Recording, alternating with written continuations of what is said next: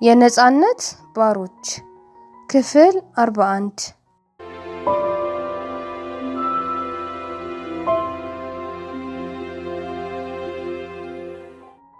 ሲስተር ማዛ ስለምንም ነገር ማሰብም ሆነ መጨነቅ አልፈለገችም። ሁሉንም ነገር ለየዋ አምላኳ ሰጥታ በተረጋጋ መንፈስ ስራዋን ለመስራት እየሞከረች ነው። እርግጥ ክብራብ ቦርሳውን ፈትሾ የየዋ ምስክር አማኝ መሆኗን ካወቀ ሊፈጠር የሚችለውን ከፍተኛ አደጋ በቀላሉ የምትወጣው ነገር አይሆንም። በሪፈረንደም ጊዜ ኤርትራዊነት ወይም ባርነት ያልመረጠና ሀገራዊ አገልግሎት ያልፈጸመ ማንም ዜጋ ስራ መያዝ መብት ስለሌለው ያለሷ ማንም ረዳት የሌላቸውን እናትና ወንድሞቿን ያለ ጧሪ ሊቀሩባት ነው።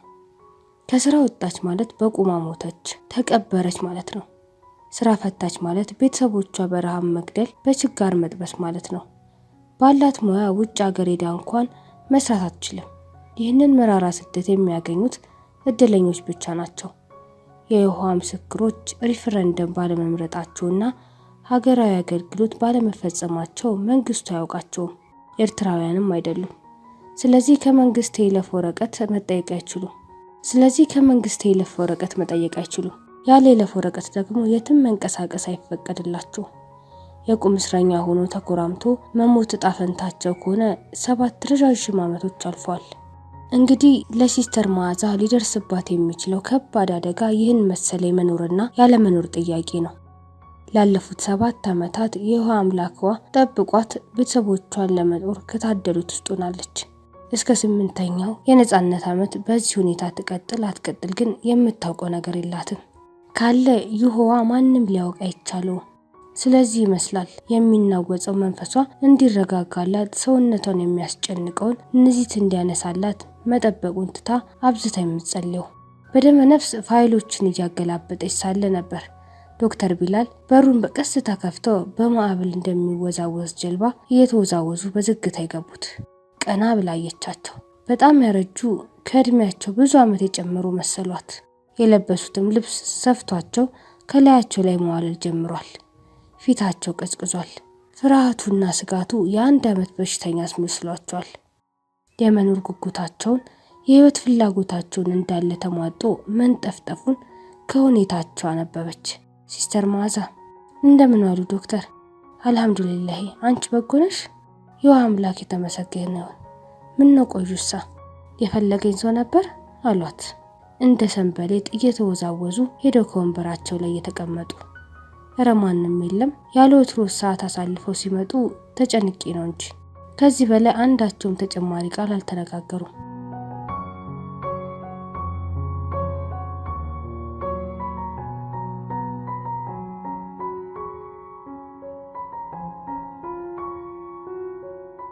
ለትንሽ ጊዜ በሐሳብ ሲጠናፈሩ ቆዩና እሷ መጽሐፍ ቅዱሳን እሳቸው ደግሞ ቅዱስ ቁርአናቸውን ገልጠው ማፍጠጥ ጃዙ። ሐሳባቸው ግን ከዛው አልነበረም። ያ ከለማኞች መጠለያ ሊታከም የመጣው መዘዘኛ ልጅ እንዴት ሳይታሰብ ከችግር ውስጥ ዘፍቋቸው እንደሄደ ነበር የሚያስቡት። ሊደርስ የሚችለውን አደጋ ላለማሰብና ላለመጨነቅ ቢወስኑም አደጋው አፍጥጦ ከመጣባቸው ሊመልሱት እንኳን እንደማይችሉ ቢያውቁም ከማሰብና ከመጨነቅ ግን አልቦዘኑም።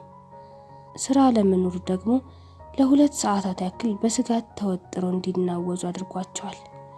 የ2 አስጨናቂ ሰዓቶች ውጥረት ሳያረግብ ያ ሁሉ መብሰክሰክ ምንም ፍሬ ሳያፈራ ለተጨማሪ ውጥረት የሚጋብዝ አደገኛ ክስተት ይፈጠር ዘንድ ክብራብ በሩን በርግዶ ገባ።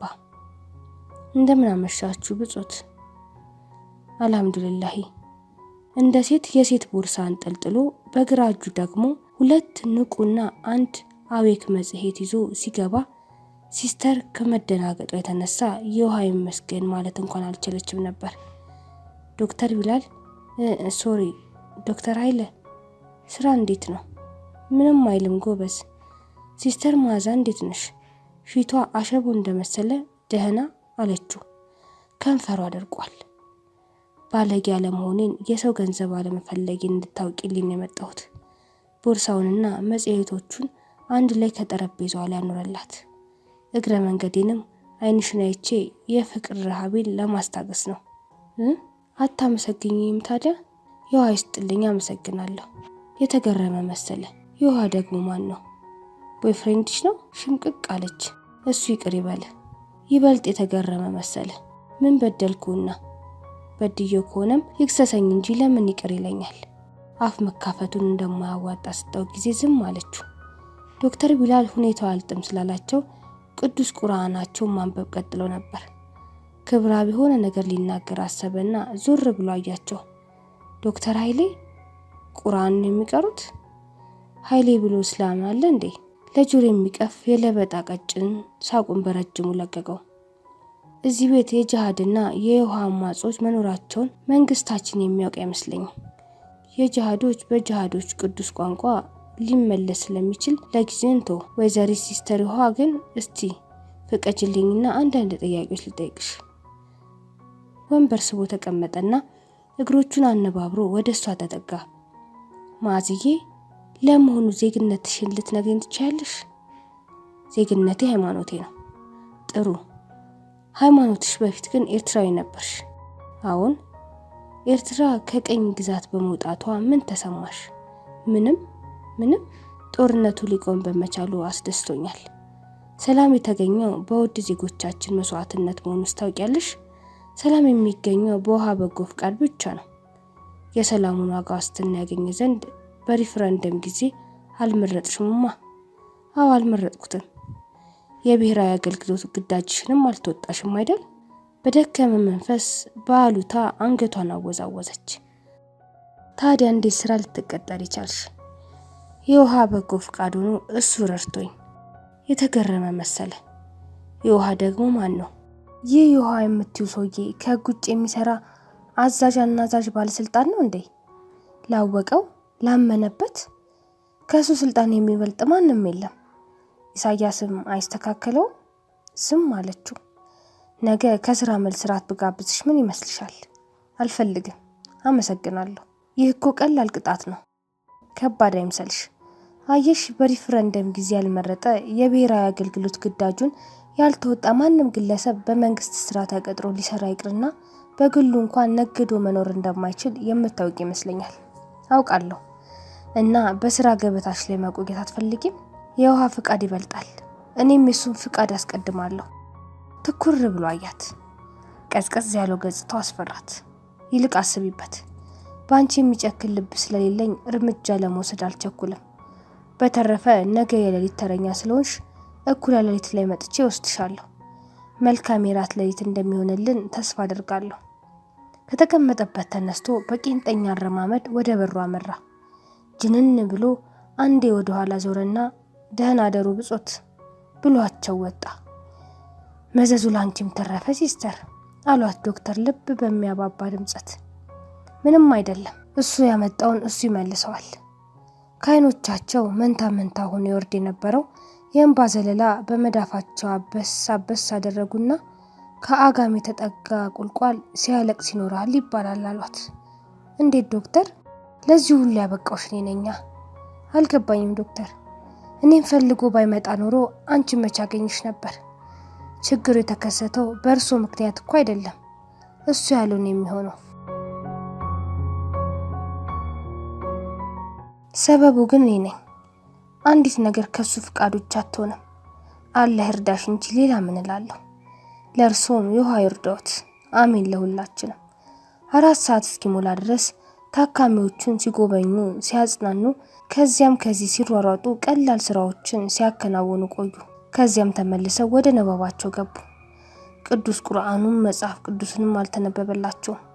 መጽሐፎቹ ነበር የሚያነቧቸው። 5 ሰዓት ከ10 ደቂቃ ላይ ስልኩ ድንገት ጮኸ። ከድንገተኛ ክፍል የተደወለ የጥሪ ድምጽ መሆኑን ሁለቱም ገመቱ። በዚህ በተሰላቸና በሐሳብ በደካከመ ሰውነትም አእምሮ ከድንገተኛ ክፍል ያለውን አዲስ ታካሚ እንዴት ሊደርሱ እንደሚቻላቸው እያሰቡ ዶክተር ቢላል ስልኩን አነሱ። ሃሎ ዶክተር ቢላል ኖት? አዎን ነኝ። ማን ልበል? ዶክተር ቢላል ለጥቂት ደቂቃዎች ያህል ከደዋዩ ጋር ሲያወሩ ቆዩና ከተቀመጡበት በችኮላ ተነሱ። የሥራ መውጫ ሰዓቱን ሳይደርስ ሊሄዱ ነው እንዴ? አዎን። ዶክተር ይቅርቦታ አትሄዱ። እንዲያውም እስከ ዘላለሙ ደህና ሁኝልኝ። እዚህ ቁጭ ብዬ ሞትን የምጠብቅበት ምክንያት የለኝም። የውሻ ሞት ከመሞት የጀግና ሞት በሞት ነው ክብር የሚኖረኝ። ስለዚህ ከዛሬ ጀምሮ የሕክምና ዶክተር ሳልሆን ታጋይ ነኝ። ከምሽቱ 3 ሰዓት ቢሆን ነው። ሳሙኤልና ሰርቀ ብርሃን በቀጠሯቸው መሰረት ተገናኝተው ከሰርቀ ብርሃን መኖሪያ ቤት በሚስቱ አስተናጋጅነት ግሩም እራት እየበሉ ነው። ሰርቀ ብርሃን ፍርሃትና ግርታ አንድ ላይ ተቀናጅቶበት መዳፋቸውን የጫኑበት ጊዜ ስለሆነ የምግብ አምሮቱም ተዘግቷል። ሳሙኤል በአንዲት ጀንበር ውስጥ እንዴት ለዚህ አሳሳቢ ችግር ሊጋለጥ እንደበቃ ለማወቅ ጓጉቷል። በጭንቀትና በስጋት ተወጥሮም ምንም እንኳን ሚስጥሩን ለማወቅ ቢጓጓም እስካሁን ግን አንዲት ቃል ትንፍሽ አላለም።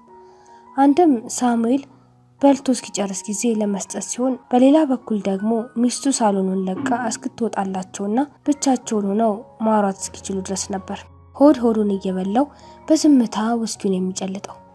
የሳሙኤል ስሜት ግን በአንጻሩ ነው። አምነውት ከማይክዱት ተስፋ ጥለውበት ከማያሳፈር ሁነኛ ወዳጅ ጋር መሆኑ ፍጹም ሰላምና መረጋጋትን የተሰማው ይመስላል። 46 ሰዓታት ሙሉ ማረፊያ እንዳጣ ሞራ ሲንከራተት በደከማ አቅም ከሞት ጋር ትንቅንቅ ገጥሞ ሲሳግ መቆየቱን ከመቅጽፈት የረሳ ይመስላል። ፊቱ ላይ የተስፋና የእርካታ ስሜት ይነበብበታል። በእርግጥ ይህን ቀጠሮ እጅግ ተስፋ የጣለበት ቀጠሮ ነው። ሰርቀ ብርሃን አሁንም ትዕግስት አጥቶ እየተቁነጠነጠ በሐሳብ ይዋቅታል። የሳሙኤልን አበላል እያስተዋለ መስገብገቡ አንጀቱን እያላወሰው ውስኪውን ይጨልጣል።